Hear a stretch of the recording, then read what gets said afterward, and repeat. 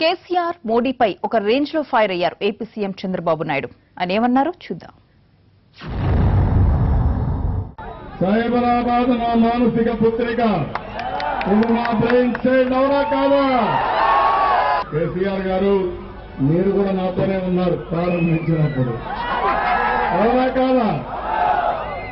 ఇప్పుడు మీకేం పని ఇక్కడ అంటాడు? తెలుగుదేశం పార్టీ ఎందుకు ఇక్కడ అంటాడు? తెలుగుదేశం పార్టీ లేకపోతే మీరెక్కడి నుంచి పుట్టారని అడుగుతున్నారు, అవునా కాదా? ఇది ఎక్కడ న్యాయం అని అడుగుతున్నా.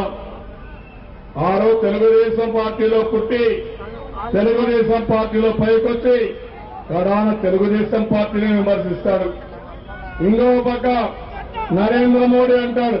ఏమన్నాడో చూసారా? లోకానికి పెట్టినప్పుడు నాకంటే పరిపక్వత కేసీఆర్కి ఎక్కువ ఉందంట. అంటే నరేంద్ర మోడీ చాలా తెలివైన వాడు. విభేదాలు వేయడానికి, జగడాలు వేయడానికి చాలా తెలివైన వాడు. మీరు తవ్వుకున్న గోతులో మీరు పడ్డారు తప్ప మేము పడలేదని నరేంద్ర మోడీ గారికి హెచ్చరిస్తున్నాను.